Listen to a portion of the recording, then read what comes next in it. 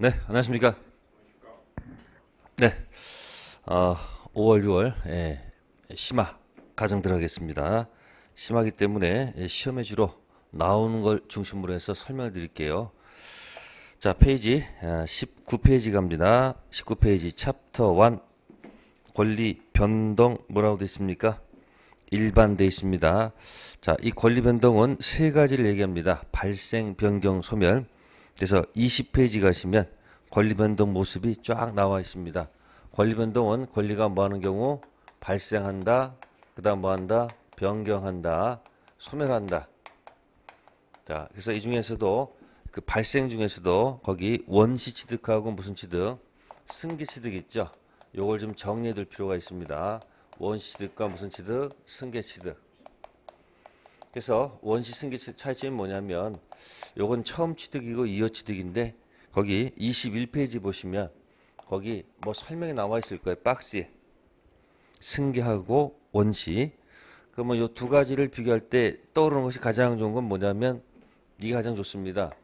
저당권 붙은 토지가 있었다. 저당권은 우선 면제권이 있습니다. 무슨 권? 우선 면제권, 경락대금 배당 요건이 있습니다. 그럼 저당권 붙은 토지가 어느 날 이게 만약에 수용이 됐어요. 수용 토지가 있고 또 반대말은 팔았어요. 저당권 붙은 토지를 팔았다. 매각 토지가 있을 때 수용 토지는 이거는 법률 규정에 의한 원시 취득입니다. 무슨 취득이요? 원시 취득이기 때문에 저당권 효력은 미치지 않습니다. 그러면 저당권 효력이 미치지 않으니까 이거는 경매할 수가 없으니까 경락대금이 존재할 이유가 없습니다. 대신 수용 당한 사람은 경락대금 없지만 보상금 청구권이 있지 않을까요? 보상 청구권. 따라서 이 우선 변제권을 이쪽으로 못 들어가는 것을 요로 이 보상금으로 들어가서 요구하면 어떨까? 그죠? 자, 이런 것을 우리가 물상대위다 이렇게 합니다. 그래서 보상금 청구권 관련돼서는 물상대위가 인정될 수 있다. 자, 그런데 매각토지는 이것은 승계취득입니다. 무슨 취득이요? 이어취득입니다. 그래서 이 이어가기 때문에 저당권 효력이 여전히 미친다는 얘기죠. 따라서 여기는 무슨 대금이 존재한다? 경락 대금이 존재하기 때문에 일로 들어가서 받으면 되는 거지. 팔았을 때 매각 대금 있죠. 매매 대금. 자, 매매 대금 청구권이 있겠죠. 여기에는 관련이 없다. 그 얘기입니다. 이쪽으로 가서 행사할 수는 없는 겁니다. 따라서 대금 청구권에는 무슨 대위가 없다. 물상대위란 말을 써서는 안 될 것이다. 그래서 물상대위, 저당권에서 물상대위.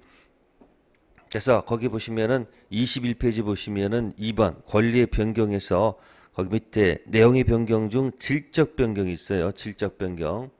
그 질적 변경을 한번 읽어주세요. 동일성 유지 단 성질만 바뀜. 물건 인도를 목전한 채권이 채무 불이행, 채무자 귀책선에서 손해배상 청구권으로 바뀌었죠. 또 물상대도 마찬가지죠. 경락대금이 뭐로 바뀌었다? 보상금으로 바뀌었다. 그 얘기입니다. 그래서 요걸 통해서 여러분들이 한번 보신다면 원시와 승계도 이해하면서 또 저당권의 물상대위까지 같이 딱 잡아놓기 때문에 굉장히 좋은 소재거리 될 겁니다. 다음 20페이지 보시면 그 승계취득은 특정 승계하고 뭐가 있다? 포괄 승계가 있습니다. 승계에서는 다시 또 뭐다? 무슨 승계가 있고 특정 승계가 있고 무슨 승계가 있다? 포괄 승계가 있죠. 자, 요거는 용어 싸움입니다. 그래서 특정 승계 가장 대표는 뭐겠어요? 거기 매매가 됩니다. 뭐가 된다고요? 매매. 포괄 승계 가장 대표는 뭐다? 상속. 그러면 매매했을 때 파는 사람을 뭐라 그럽니까? 매도인. 사는 사람은 뭐라 그럽니까? 매수인. 상속은 돌아가신 분 우리가 피상속인이죠. 상속받은 사람 뭐예요? 상속인. 근데 지가 다릅니다. 매도인하고 매수인은 자 한번 이렇게 해볼게요. 자 DNA가 유전자가 이쪽은 뭡니까? 전혀 뭐예요? 다르죠. 그쵸? 근데 상속받은 경우는 부모로부터 자식 가는 거니까 뭡니까? 예를 들어서 이거 뭐야? DNA가 뭐야? 같다 그 얘기입니다. 아셨습니까? 시험 볼 때 선의의 상속인, 선의의 매수인 이렇게 나올 수가 있을 거예요. 이때 선의의 매수인은 보호 대상이 되겠지만 선의의 상속인은 이건 보통 보호 대상이 될 수가 없습니다. 시험에 매수인 상속인 안 나오고 이렇게 나온다는 얘기죠. 무슨 승계인? 특정 승계인. 선의의 특정 승계인하고 뭐다? 무슨 승계인? 포괄 승계인. 선의의 포괄 승계인. 혹시 시험에 이렇게 나오면 얘는 보호 대상이다 생각할 수 있지만 누구는? 선의의 포괄 승계인은 보호 대상이 아닙니다. 앞분하고 지가 뭐하기 때문에 같기 때문에 시험 볼 때는 조심하세요. 포괄 승계인 왔을 때 반대말은 뭐다? 특정 승계인. 네, 그래서 20페이지하고 21페이지는 이 정도에서 정리하시면 될 거예요. 다음 넘기시고요. 다음에 이제 23페이지가 있습니다. 23페이지 있는 내용들은 너무 크게 거기다 잡지 마시고 몇 가지 원칙만 들어가면 됩니다.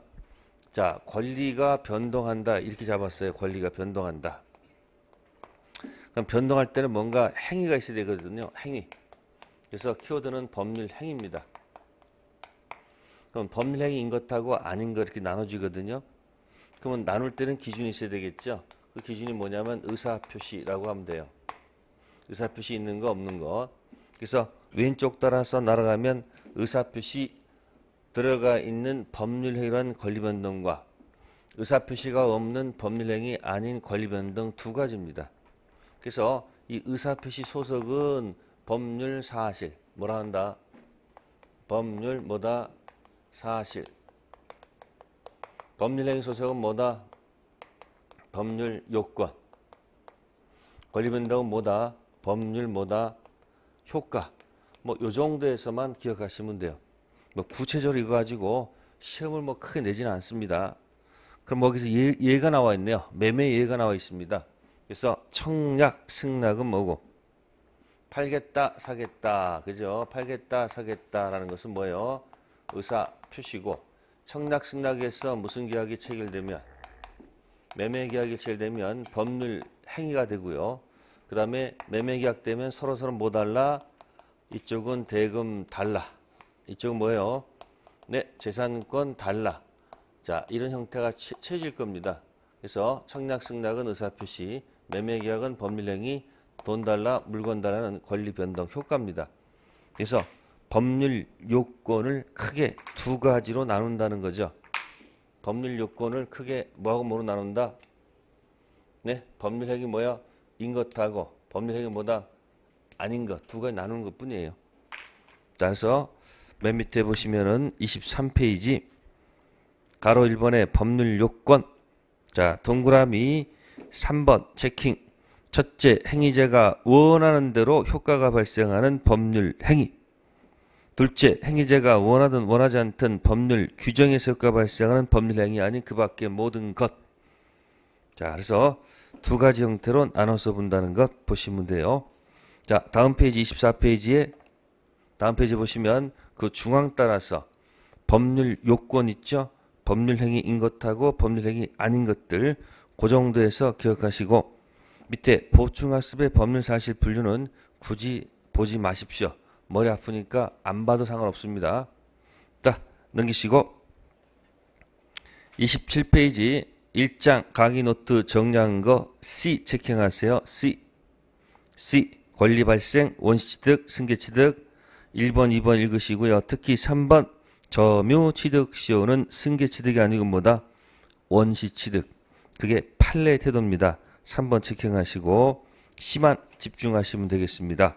다음 28페이지 갑니다. 챕터 2. 자, 법률 행위라는 단어가 있습니다. 그러면 법률 행위하고 거기에 의사표시 관계 있을 겁니다. 자, 그냥 읽어보시면 될 거예요. 큰 어려움 없을 거예요. 다음 29페이지 법률행위 종류 들어갑니다. 법률 종류. 가장 기본적인 분류 방법. 법률행위를 가장 기본적으로 분류하는 두 가지 방식은 좀 기억하세요. 첫 번째는 의사표시 개수, 별 개수, 방향 가지고 나누는 거. 두 번째는 효과 가지고 이행에 문제가 남는가 남지 않는가. 자, 개수가 나누는 것은 첫 번째가 별 하나짜리가 일방적으로 하는 거. 이걸 법률용어로 단독행위라 합니다. 무슨 행위요? 단독행위. 두 번째, 별 두 개가 서로 마주보는 이런 모습, 대립적이죠. 이걸 쌍방행위 또는 계약이다 하고요. 세 번째는 별이 나란히 갑니다. 평행적으로 하는 것이 있거든요. 이걸 뭐라 한다? 네, 합동행위다. 이렇게 얘기합니다. 그래서 개수가 나는 것이 뭐다? 단독행위, 계약, 합동행위. 그러니까 시험 문제 가끔 나오는 것이 이게 단독행위인지 계약인지를 구별할 수 있는지 없는지를 가끔 물어본다는 것. 기출문제 이렇게 나와 있습니다. 다음, 이행의 문제 가지고 남는 거. 첫 번째, 자, 채권행위. 무슨 행위요? 채권 발생시키는 채권행위. 가장 대표가 매매죠. 매매. 각자. 그 다음에 두 번째, 물권 이전행위. 무슨 행위? 물권행위. 자, 이거는 소유권 뭐하는 행위? 이전하는 행위죠. 다음에 이제 물권행위는 아니지만 준해서 보자는 것이 뭐다? 준물권행위. 그래서 가장 대표가 이건 채권 양도를 하나만 기억하시면 됩니다. 한번 기출된 적이 있습니다. 자, 특징.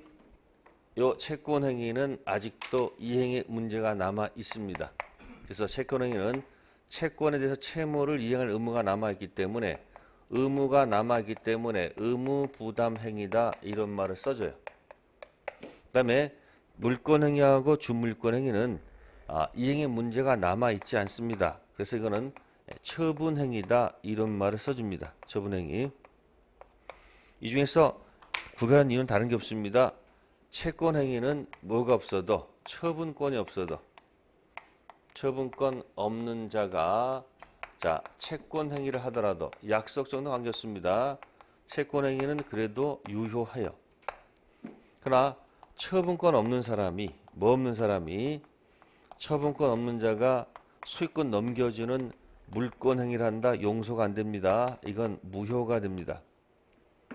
마찬가지 주물권은 마찬가지예요. 그래서 처분권 없는 자 채권행위 유효, 처분권 없는 물권행위는 뭐다? 무효. 그래서 의사표시 개수 가지고 단독행위 계약. 그 다음에 단독행위도 두 가지 형태 나눕니다. 상대방이 있는 것하고 상대방이 없는 것 두 가지 형태로 나눠서 보고 있습니다. 자, 그래서 29페이지 단독행위, 상대방 있는 단독행위 대표 해지. 상대방이 누구인지 고민할 필요 없다는 것, 해지 기억하시고요. 상대방 없는 단독행위는 유언, 유증. 다음 보충학습 있습니다. 상대방 없는 단독행위는 도달할 필요가 없지요. 또 상대방 보호 문제가 발생하지 않습니다. 또 해석 중 자연적 해석 방법에 의합니다. 규범적 해석이 아니고 무슨 해석? 자연적 해석. 자, 밑에 이제 계약은 양쪽 합치한다는 얘기입니다. 뭐 넓은 의미의 채권계약, 물권계약, 가족법상 계약 여러 가지 계약이 있겠죠. 다음 넘기시고 합동이 있습니다. 자, 밑에 핵심 문제가 있습니다. 확인 문제예요. 법률행위 종류에 관한 연결이 틀린 것. 네, 2번 보세요. 상대방 없는 단독행위, 계약 해제. 계약을 해제하는데 누구한테 하는지 딱 상대방에 정해져 있기 때문에 상대방 있는 단독행위가 되겠죠. 자, 1번 교환, 매매 교환, 임대차는 전부 다 채권행위. 지상권은 물권이니까 지상권 설정행위 당연히 처분행위고요. 임대차는 유상. 그 다음에 무상의 대표는 뭐야? 증여. 자, 31페이지에 이행의 문제 가지고 남아있는 거죠. 채권행위에 2번 체킹하세요. 처분권 없는 채권행위 뭐하다? 유효. 그래서 타인 권리 매매도 유효합니다. 만약에 취득해서 못 넘겨주면 계약법에서 담보 책임 문제로 넘어간다. 무슨 책임이요? 담보 책임 문제 넘어갑니다. 다음 물권행위 2번 체킹. 물권행위는 처분권이 필요하다. 따라서 무권리자의 물권행위보다 무효. 그래서 무권리자가 소유권 등기해가지고 넘겨줘봐야 사는 사람은 취득할 수가 없습니다. 자, 그렇게 해서 정리할게요. 다음 페이지 32페이지에 있는 거. 자, 심화학습의 출연행위에서 유상, 무상 하나 체킹합시다. 유상행위의 대표가 매매. 그 다음에 무상행위의 대표가 뭐다? 증여. 자, 유상, 무상행위 옆에다가 키워드 30페이지 심화학습. 맨 밑에 심화학습 있죠? 유상, 무상행위의 키워드는 쓰세요. 담보 책임의 문제가 생기는 겁니다. 무슨 책임이요? 담보 책임. 네, 이 법령의 종류는 어쩌다 한번 나오는데 나왔던 것이 여기 가끔 나와요. 여기 아까 여기 단독 계약이고 뭐예요? 계약 구별하는 거. 단독 계약 구별하는 거. 그다음에 한번 이게 나온 적이 있어요. 채권 양도가 무슨 행위다? 준물권 행위다. 그러니까 키워드는 여기 있습니다. 타인 권리 매매도 뭐하다? 유효하다는 것. 약속은 유효하다는 얘기예요. 다음에 이제 제일 중요한 데가 이제 34페이지 법률행위의 요건. 성립요건과 무슨 요건? 효력 요건을 공부하는 것입니다. 총칙은 이 성립요건과 무슨 요건? 효력 요건 따라서 계속 진행하는 겁니다. 성립요건 못 갖추면 불성립, 갖추면 성립. 성립한 다음에 어디로 가죠? 네, 효력 요건 들어갑니다. 보세요. 성립 요건, 그죠? 세 가지가 있습니다. 첫 번째, 뭐 존재, 당사자 존재, 목적 존재, 의사표시 존재 이렇게 되어 있습니다. 자, 이 셋 중 하나 더 빼먹게 되면 우리는 불성립이라는 단어를 쓸 수밖에 없다. 다 갖추면 성립했다 하는 겁니다. 다음, 성립한 후에 그 다음에 이제 무슨 요건 들어간다? 효력 요건 들어갑니다. 그래서 당사자가 두 가지만 할게요. 의사 능력 가질 것, 행위 능력 가질 것. 목적은 뭐 할 수 있어야 되고, 확정할 수 있어야 되고, 가능해야 되고, 그 다음에 적법해야 되고, 뭐가 있을 것? 타당성 가질 것. 의사표시는 의사표시가 뭐하고 일치하고 뭐가 없을 것? 하자가 없을 것. 그게 무슨 요건? 효력 요건. 그럼 효력 요건을 못 갖추면 효력이 없다. 무효. 갖추면 유효. 이렇게 나눌 수 있겠죠? 근데 특징은 이 무효가 다시 두 가지가 있죠. 1. 불확정 무효가 있고요. 또 하나 뭐가 있다? 확정적 무효가 있다는 거죠. 유효도 두 가지가 있습니다. 첫 번째, 아니 불자 써서 뭐다? 불확정 유효. 네 번째는 뭐예요? 확정 유효입니다. 이 중에서 이 불확정 유효를 책에서는 이렇게 씁니다. 취소할 수 있다. 뭐 할 수 있다? 취소할 수 있다. 이렇게 들어가는 겁니다. 순서 기억하세요. 그래서 불성립 반대는 뭐고? 성립. 성립한 다음에 뭐다? 무효. 그래서 여기서 뭐 특징이 뭐냐면 불성립과 무효는 같은 것이 아니라는 것이야. 뭐하고 뭐는 다르다. 불성립하고 무효는 차원이 다릅니다. 무효는 그래도 성립된 이후의 모습이라는 것을 기억하시면 돼요. 그래서 일반적 성립요건, 당사자 존재, 목적 존재, 의사표시 존재. 다음에 일반적 효력요건, 당사자가 능력 가질 것, 목적이 확정 가능 적법 타당성 갖고 의사표시 일치하고 하자가 없을 것. 자, 그 다음에 양자의 구별 시력이 있습니다. 입증 책임 문제입니다. 성립요건은 성립했다라고 주장해서 나중에 유효를 주장하는 사람한테 입증 책임이 넘어가겠지만, 자, 특히 무슨 요건? 효력 요건은 무효 주장하는 자한테 있다는 거. 그래서 오른쪽에 써보세요. 35페이지 4번 오른쪽에다가 효력 요건, 무슨 요건? 효력 요건, 입증 책임, 무효 주장.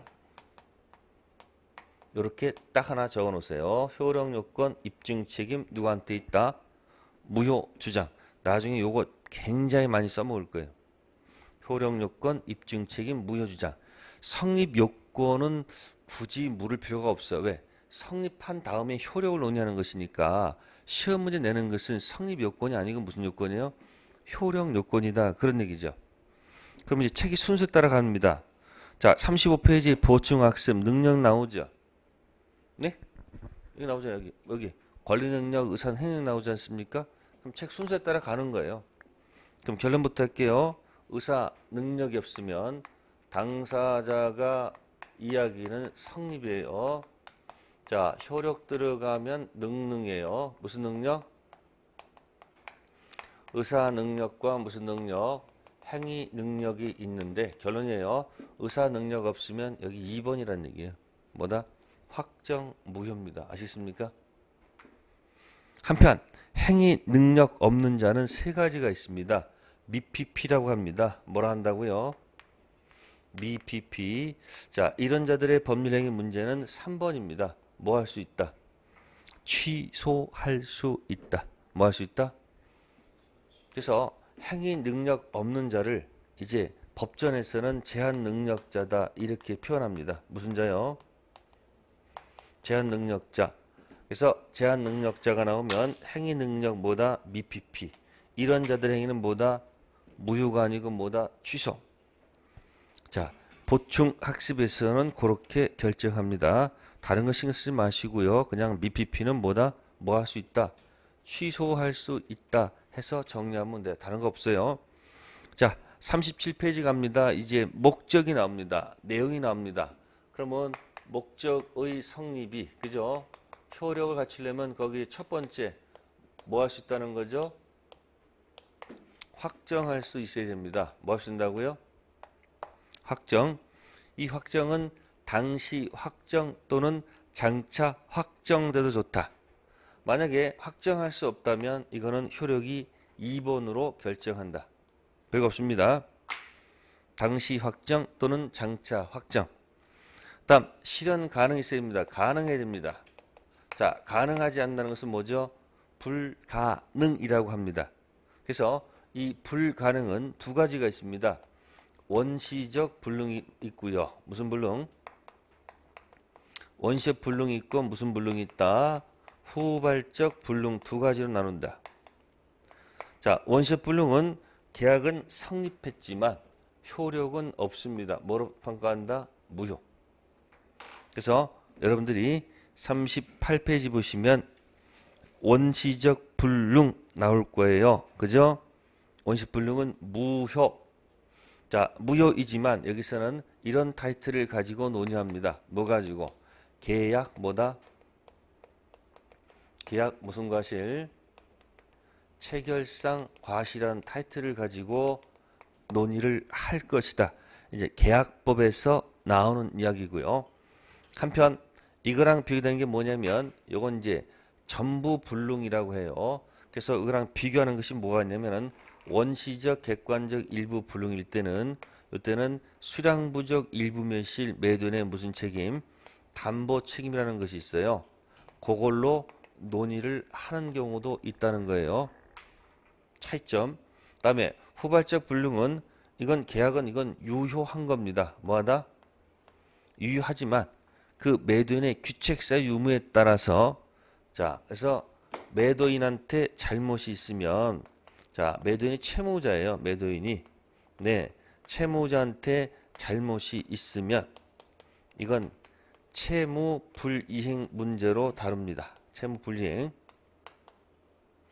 자, 귀책 사유가 없으면 이건 무슨 불이행이 아니다. 채무 불이행이 아닙니다. 아시겠습니까? 채무 불이행할 때 쓰는 용어는 요거는 이행불능이란 단어를 가지고 법정해제, 원상회복, 손해배상 날 가시고 채무자한테 잘못이 없을 때는 요거는 계약법에서 위험, 부담이라는 타이틀을 가지고 논의하는 겁니다. 자, 그러니까 요 제목들은 계약법에서 끄집어내시고 총칙에서는 원시적 불능은 무효, 후발적 불능은 유효 요게 키워드가 된다는 거 기억하시면 돼요. 네. 그 다음에 이제 확정 가능 다음에 뭡니까? 적법해야 됩니다. 뭐 된다고요? 그러면 적법할 때 법이 뭔가 봤더니 자, 이걸 강행법규라고 해요. 무슨 법규요? 법이 무슨 법규? 강행법규에 위반되지 않을까? 그죠? 그럼 강행법규에 만약에 위반하게 되면 당연히 뭐 할까요? 당연히 효력이 있을까 없을까? 없습니다. 그래서 2번이 됩니다. 그러면 강행법규의 반대말이 뭘까 봤더니 임의법규다 그런 얘기예요. 무슨 법규요? 임의법규. 임의법규는 위반이란 말은 없고요. 임의법규가 뭐예요? 달리 정해도. 그죠? 달리 정한다. 그죠? 정해도. 임의법규와 달리 정해도 뭐하다? 유효. 몇 번? 4번이 되겠죠. 그래서 강행법규가 많은 것이 어디냐면 물권법이 강행법규가 좀 많고 그죠? 물권법. 또 채권법은 계약법은 임의법규가 좀 많을 것이다 라는 정도는 기억하시면 돼요. 자, 한편 이 강행법규가 공법상 들어가면 이 강행법 두 가지 성질이 있어요. 단속 규정하고 그 다음에 효력 규정. 두 가지로 나눈다는 겁니다. 무슨 규정? 단속 규정과 효력 규정. 단속 규정은 단속이 목적이기 때문에 단속 걸리면 단속 규정에 위반하면 뭐 한다? 처벌합니다. 효력 규정 위반해도 당연히 뭐 합니까? 처벌하죠. 근데 문제는 단속 규정 처벌은 하지만 계약 자체는 유효로 인정해 준다는 거예요. 그러니까 효력 규정 위반하면 이거는 용서가 안 되겠죠. 사법상 효력까지도 무효로 한다는 얘기죠. 그럼 요거 할 때는 이걸 한번 기억하세요. 허가 지역을 좀 기억하십시오. 자, 허가 지역. 무슨 지역? 허가 지역 중생 등기를 기억하세요. 허가 지역이 아닌 곳의 중생 등기는 유효. 허가 지역의 중생 등기는 무효. 그러면 허가 지역의 중생 등기는 유라는 것은 이 규정이 단속 규정이다. 그런 의미를 내포하는 것이고 허가 지역의 중생 등기는 이건 뭐다? 효력 규정을 의미하는 것입니다. 그래서 중간 생략 등기를 정리해 둘 필요가 있다. 네. 그래서 여기 보시면은 거기 39페이지 2번에 2번 체킹하시고요. 2번에 2번 많이 좀 읽어두세요. 수수료 플러스 알파. 역시 알파 약정은 무효. 또 거기 명의신탁 금지 규정. 명의신탁 금지 규정 역시 효력 규정. 처벌도 하고 무효. 자, 토지거래 허가 규정 있죠? 역시 허가 관련 규정은 무슨 규정? 효력 규정. 그래서 2번을 좀 많이 좀 읽어 두시고요. 자, 다음 페이지 넘기시면은 40페이지에 1번에 1번 체킹하세요. 허가지역 아닌 중간 생략 등기입니다. 유효. 다음에 2번에 1번 체킹하세요. 수수료 플러스 알파. 자, 그 정도 생각하시면 되고요. 자, 강의규정 위반의 효과입니다. 이행 전이면 이행할 필요가 없지요. 특히 3번입니다. 3번에 3번 이행했다면 돌려받을 수 있다. 자, 강행법규 위반 얘기했고요. 다음에 이제 넘기셔가지고 이제 4번에 이제 목적의 사회적 타당성 들어갑니다. 타당성. 적법도 있는데 또 타당성도 있단 말이에요. 야, 이건 도대체 왜 이렇게 구별을 하는 걸까? 적법성 옆에 뭐가 있다? 타당성. 그 타당성 가면 103조 있죠? 103조 해가지고 이걸 제가 선풍기라고 그래요. 선량한 풍속 기타. 그 선풍기 무효입니다. 103조 위반되면 무효입니다. 그럼 무엇이 선량한 풍속 기타 사회질서 위반한 것인지는 헷갈리죠. 그래서 타당성 무효일 때는 특징이 뭐냐면 이 적법성에서 아까 여기 허가 지역에서 이거 중생등기 무효죠. 그러면 타당성에서 어차피 하는 거니까 이때는 여러분들 적극가담을 같이 좀 기억하세요. 적극가담. 적극가담 이중매매를 머릿속에 기억해 놓으세요. 자, 허가지역 아닌 것, 인 것, 적극 가담이 아닌 이중매매, 적극 가담 이중매매. 적극 가담 아닌 이중매매는 유효합니다. 사적 자치의 원칙상 먼저 등기한 자가 소유자고요. 적극 가담 이중매매는 이건 무효로 봅니다. 뭐로 본다? 무효. 그럼 여기 봅시다.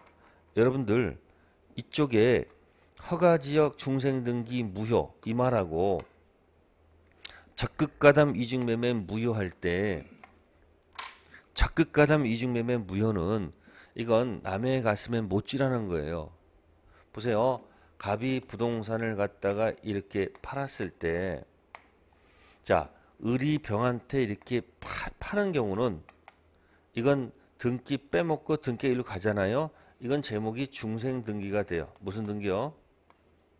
이거는 남의 가슴 못질한 거 아니에요. 근데 갑이 만약에 병한테 이게 팔아서 병이 가서 먼저 뭐 해버리면 등기하면 이건 이 사람 가슴에 못질한 거예요. 이건 무슨 매매가 되죠? 의미를 기억하면 돼요. 보세요. 중생등기 혹시 이게 무슨 지역이다? 에? 무슨 지역이다? 허가지역의 중생등기다. 하도 뭐 문제되는 거 없어요. 누구도 걸리면 다 뭐 그럴 수도 있지 넘어가는데 이건 뭐야? 적극 가담하게 되면 내용이 달라지는 거예요. 그래서 이런 적극 가담 이중매매는 이런 자는 보호할 필요가 없어. 그래서 어디로 끌고 들어가고 타당성으로 끌고 가서 이야기를 하고 이 적극 허가지역의 중생등기는 여기 무슨 성? 무슨 성? 적법성. 여기 무슨 성? 타당성. 그럼 여기는 못 돌려받아요. 여기는 이쪽은 돌려받을 수 있는데 이쪽은 뭐다? 못 돌려받아. 그 타이틀 제목 뭐냐면 불법 원인급여라는 단어를 쓰는 거예요. 무슨 급여? 그래서 불법 원인급여는 어디서만 쓰는 용어다? 네? 요 타당성에서만 쓰는 용어지 나머지에서는 쓸 이유가 없다는 거예요. 무슨 성? 타당성. 그래서 이걸 기억하세요. 허가지역 중생등기와 적극가담 이중매매 같이 기억해서 적법성과 무슨 성, 타당성을 치고 나가는 방법입니다. 네. 그래서 42페이지 보시면 보충 학습이 있을 거예요. 타당성하고 적법성 차이는 적법성 무효는 돌려받을 수 있지만 타당성 무효는 불법 원인급여가 돼서 못 돌려받는다는 것만 기억하시면 될 거예요. 자, 43페이지 거기 보시면 사회질서 위반 유형 1. 사회 정의에 반한 행위 디귿이 나와 있네요. 제2 매수인 매도인 배매 적극 가담이 부동산 이중매매 나왔죠. 그럼 이중매매 나올 때마다 뭘 기억하기? 중생등기를 기억하세요. 그래서 43페이지 3번의 디귿 이중매매 옆에다가 이거 써놓으세요. 이거 허가지역 중생등기. 그래서 두 가지를 딱 적어놓으십시오. 허가지역 중생등기와 적극가담 이중매매 딱 적어놓고 거기서 적법성과 무슨 성을 타당성을 거기서 한 번에 해결하는 것도 방법이 될 것이다. 다음에 넘기세요. 3번 개인의 자유를 뭐 극도로 제한한 행위도 있고 평생 뭐 혼인하지 않겠다, 이혼하지 않겠다, 평생 뭐 재혼하지 않겠다. 이건 개인의 의사결정을 제한하겠죠. 4번, 5번은 도박이 하는 얘기입니다. 읽어보시고요. 자, 밑에 동기의 불법. 동기는 표시가 됐을 때 불법이 되고요. 표시가 안 되면 불법으로 취급하지 않는다는 것. 자, 같이 묶어볼까요? 여기다가 참고해 볼게요. 자, 동기의 그럼 동기가 키워드는 요거예요. 표시가 됐는가 안 됐는가. 그러면 이거랑 비슷한 게 뭔지 아세요? 이런 거 이거 뭐다? 동기 표시 착오. 그럼 무슨 불법하고 동기 불법과 동기 착오가 있어요. 어렵지 않아요. 표시가 안 되면 불법이 아니고요. 표시를 안 하면 착오가 아니에요. 표시가 되면 불법이고 표시가 되면 착오다. 이렇게 기억하면 될 거예요. 키워드는 뭐다? 키워드는 표시야, 표시. 동기를 보통 생각해 보세요. 마음속에 있는 동기를 어떻게 상대방이 압니까? 그래서 동기의 불법은 표시가 안 되면 불법이라 보면 안 됩니다. 표시됐을 때 됐습니까? 그래서 맨 밑에 4번에 2번 상대방한테 표시되거나 알려진 경우를 포함해서 무효가 됩니다. 다음 관련 판례 103조에 해당하지 않는 경우 45페이지 그거는 별표해 두시고요. 여러 번 읽으세요. 45페이지 103조 위반에 해당하지 않는 경우 1번 체킹 양도소득세 회피할 목적으로 실제 거래액보다 낮은 가격 다운가격이면 다운계약세랍니까? 그래도 103조 위반에 해당하지는 않습니다. 즉 불법 원인급여는 아닙니다. 관련 법규에서 일정한 제재는 받을 수 있을지언정 무슨 급여는 아니다. 불법 원인급여는 아니라는 것. 자, 3번도 체킹하세요. 강제 집행을 면할 목적으로 부동산 소유자 명의를 명의 신탁하는 게 있죠. 무슨 급여가 아니다. 불법 원인급여가 아닙니다. 아까 적극가담 이중매매는 불법 원인급여지만 명의신탁 약정 무효를 원인으로 준 경우는 불법 원인급여 아닙니다. 4번도 체킹하세요. 허위 근저당권 설정. 그러면 허위라는 말은 통정 허위 108조 무효로 논의할 수 있을지언정 103조 무효는 아니다.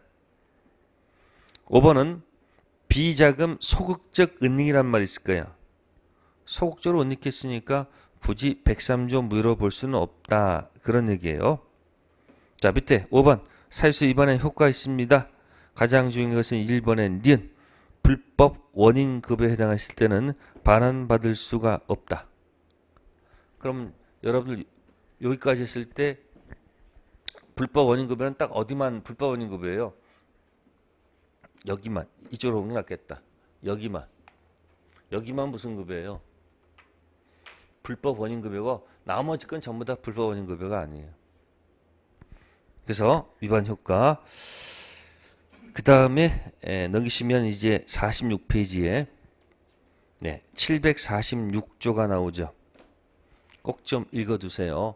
불법 원인급여 선풍기 무효 원인급여 이야기입니다. 네, 거기까지 일단 하고요. 네, 잠 쉬었다가 이어서 들어가겠습니다. 네.